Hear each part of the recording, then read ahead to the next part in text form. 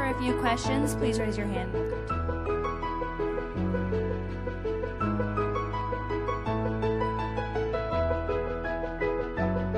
In your opinion, is the current situation on academic campuses a continuation of the influence of the Frankfurt School or a perversion of it?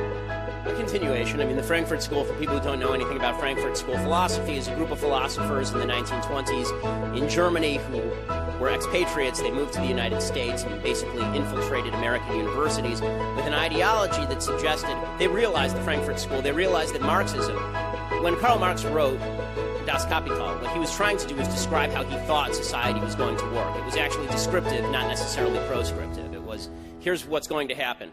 He thought class warfare would eventually break out and destroy the capitalist infrastructure. When that didn't happen, World War I basically dissuaded the international left of this because there was no class uprising to start World War I. It turned out that poor French people were happy to fight poor German people, and all of them were happy to fight poor Russian people. So when that fell apart, what the Frankfurt School decided is, in order to make this change happen, we can't just wait for this change to happen, we have to change the culture.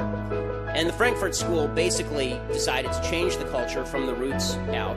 And in the 60s, what they discovered is that instead of using class, which is difficult, it's difficult to get a poor white guy to sympathize with a poor black guy, instead what they would use as a proxy is racial groups. They would use racial groups to tear down the United States and the capitalist system, suggesting that racial groups are the victims of capitalism. If we can just pose a racial group against a racial group, then that, and mix in a little bit of socialism in there, we'll end up with a more civilized world. Right? The Soviet Union actually pushed this message in the 60s when it would put out propaganda about how the United States was racist. Right? Not how the United States was rich and poor. They didn't talk about income inequality. They talked about how the U.S. was racist and the Soviet Union was a wonderful place for people of all races, when in reality it was just a crap hole for people of all races.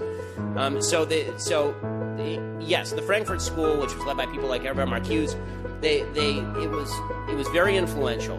I don't believe the full-scale conspiracy theory that everybody was taken over by them, but I think that influential thinkers do have influence beyond just the people who read their books. I mean, there's a wave that moves out. And in academia, there's no question that people who don't even know they've been influenced by Frankfurt School ideas have been influenced by Frankfurt School ideas.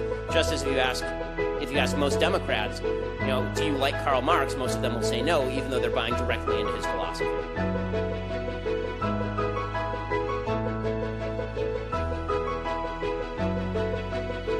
Question about the alumni of the, say, any goofy schools. Why don't the alumni pinch these schools off? Here is Brown University, for one example, is starting a fund drive for $2 billion. What kind of good are they going to do with that? It's because they've got a bunch of roughnecks and ingrates down there raising hell, and more $2 billion, they'll do some more of that. Thank you very much. So the question is basically why alumni don't do anything. There are a couple of reasons why alumni don't do anything. The first is that alumni really don't pay that much attention to what's going on at their schools. They sort of see the name on the paper and they say, I went there, it was fun, I enjoyed it, I want to see it continue to succeed. They sign a check. That's really how most alumni deal with it. I know my wife used to do phone banking for UCLA. This is how you got people to give. Right? You call them up, you say, you remember how great your experience was at UCLA? We're still doing that for thousands of kids. Give us some money. That's how most alumni actually give. The second reason is that there is a bit of self-interest attached to alumni giving in certain industries. Meaning, I went to Harvard Law School. Harvard Law School is, depending on who you look at, either the first or second best law school in the nation. Right? It's Harvard and Yale, and they always battle it out. If I'm somebody who went to Harvard Law School, then I would prefer that for the next 30-odd years, when I plop down that credential, people say, ooh. Right? If Harvard were to drop in the college rankings, in the law school rankings, down to 20, it's not nearly as impressive that I went there. So there's a bit of self-interest attached to the continuing prominence of your school, and so people tend to give for that reason as well. In other words, the real question, and this is a question more broadly, is why people why people let other interests trump ideology, and that's one and philosophy of life, and that's that is the difficulty of American politics and politics in general, is getting people to understand that their own personal self-interest is not necessarily served by the short-term gains to be made if they're undermining the long-term foundations upon which success is based.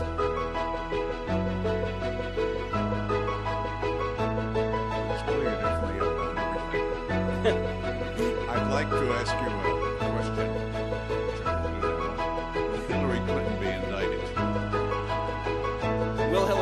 indicted? Well, I'm not a clairvoyant, but I'm going to go no. And the reason I'm going to say no is because the justice system is entirely corrupt at the top levels on behalf of Democrats. And Dinesh D'Souza will spend time in prison, but Hillary Clinton will spend no time in prison. David Petraeus will end up having to make a settlement with the government. Hillary Clinton will not. My indicator, by the way, that she's not going to be indicted is that today Jay Carney came out and said Obama was rooting for Hillary, right? Which is the first real indicator that Obama is backing Hillary in the race. He's not going to endorse her full scale before South Carolina, but he even that kind of small signal. The real question now is whether the FBI's investigation is so far that no one can stop them, and I don't buy it. It's, listen, I hope she's indicted for purposes of justice and, yes, of politics, because I think that she is poised to be one of the most damaging, she's already one of the most damaging politicians in American history. She's the worst Secretary of State ever. But beyond that, she's poised to be the second worst president in American history if she doesn't get indicted. So I'm rooting the same as everybody else for her to get indicted. I don't trust the Loretta Lynch Justice Department to do actual justice. They're too busy cracking down on the Ferguson Police Department.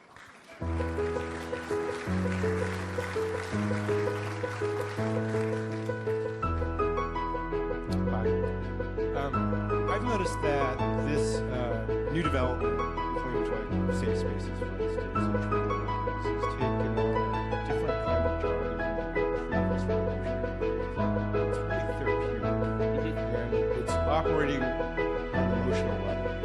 And it seems to be resonating with kids, even at the high school elementary level. I try to talk to kids, and it's really evident. There doesn't seem to be a foothold for logical conversation. Yes, because emotions seem to really fill the void. You seem to agree with that. So what do you think is creating that environment? Because where I'm seeing it, it's a very difficult thing to do. Yeah. I mean, what's creating the environment of feelings is basically that we're the most prosperous nation in the history of humanity. So, I mean, if you've ever dealt with kids with very wealthy parents, very often they tend to be oversensitive and easily offended, and these are the kids of wealthy parents, namely the United States. And so what are they going to complain about? The fact that they're poor, they're not poor. The fact that they have a rough life, they don't. So what exactly is going to be their world-beating change? And there's nothing more empowering to these kids than saying the change that you seek is about you. Right? It's not even about the society at large, it's about you. Because your feelings are now our gauge of success or failure as a society. I mean, that's a pretty empowering message. I mean, it's almost a bizarre leftist incarnation of Walt Whitman's I Contain Multitudes. What happens to me is what happens to all of society. My feelings matter than anything else more than anything else in the universe. Which is why, by the way, when you do argue with kids who are into this sort of stuff, it is imperative to actually use emotional argument. Logic does not work. And that doesn't mean that you have to make false arguments, but you can say you're being a fascist little. Right? And that's okay. Because the reality is they are being fascist little. And so that's okay. And the reason that is because what they're really doing, what the left now does, is they make emotionally based arguments about your character. You're a bad person, right? The safe space argument, the microaggression argument, isn't that you're even saying something untrue. It's that you are a bad human being. And the only way to defeat you're a bad human being in an argument is to say, no, actually, you're a bad human being for suggesting that I'm a bad human being without evidence. Only a jerk does that. Right? And then once we get beyond the character arguments, then we can argue about logic. But if it's going to be character arguments all the way to the well, then there's no way to beat a character argument with a logical argument. Mitt Romney discovered this in 2012. Right? You cannot make a logical argument and win people over while your opponent is saying that you kill people of cancer. Right? I mean, which was the actual argument against Mitt Romney. He fired people so that later their wives would die of cancer. This is the Obama campaign, and Mitt Romney's campaign was that guy's incompetent. Okay, that's not.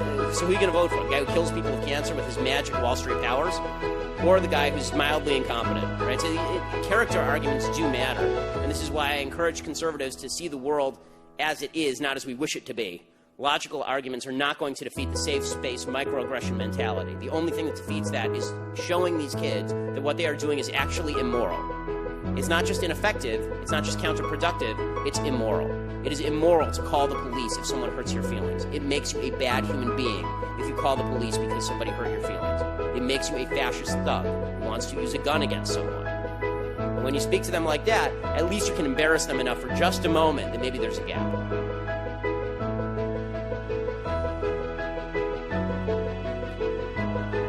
I'm going to ask a question on behalf daughter and son-in-law.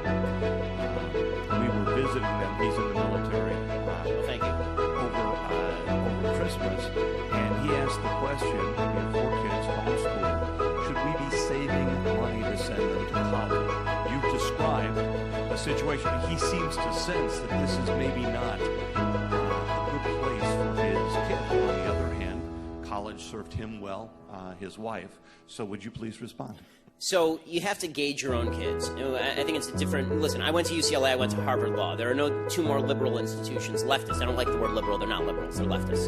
There are no 2 more leftist institutions on the planet than UCLA and Harvard Law School. I came out a stronger conservative because I used everything that I was learning as a starter. It wasn't the end point, right? It was, okay, you want me to read John Rawls? Okay, well, now I'm going to go and I'm going to read Friedrich Hayek, right? I'm going to read various perspectives on the same issue so that I know how to counter the argument. So I can argue leftist positions better than most leftists can. Right? So if you have somebody who's a solid conservative, what I say to parents is about college, if your kid is not a solid conservative, if your kid doesn't have solid values by the time they're 18, they'll be a leftist by the time they're 21. That's the way that this works. All your heavy lifting is done before the college years. So you sort of have to, I mean, honestly, I think that if your kid isn't solidly ensconced in values before they hit puberty, you're in trouble. So this is a long process. As someone with a 2-year-old daughter and a son on the way, I mean, this is something I'm going to have to work on. It's something that, I think that you have to gauge so what I say to college students who are really politically motivated is go to leftist campuses. Go to leftist campuses, learn how to hone your arguments, become a weapon. And what I also tell them is if you're going to be on a leftist campus, don't be stupid. If the professor is going to grade you down for being conservative in class, write like a communist. I mean, this is actually what I did when I was at UCLA. I'd argue with the professor in class, and then we had things called blue books, and blue books were great because they were anonymous. They just used your student ID number. And so if you read my actual essays from college, they read like something directly out of The Nation. And if you, and obviously that's not what I think, but that's how you get to graduate summa cum laude at UCLA, go to Harvard Law School, and then use all their degrees against them. So...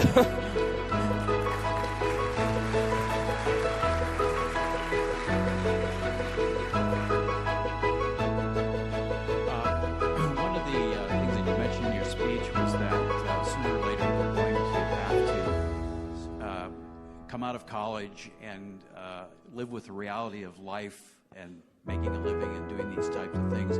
There's enough kids in the millennial that have now come out of the colleges. How are they faring? What are they doing? I mean, they're faring poorly. They're shocked. They're kids who are now suing their colleges. This is an actual lawsuit. Suing their colleges because they're saying, I was promised a job. I was promised an income after I come out of here. Right? The Occupy Wall Street movement was all disenchanted college kids who...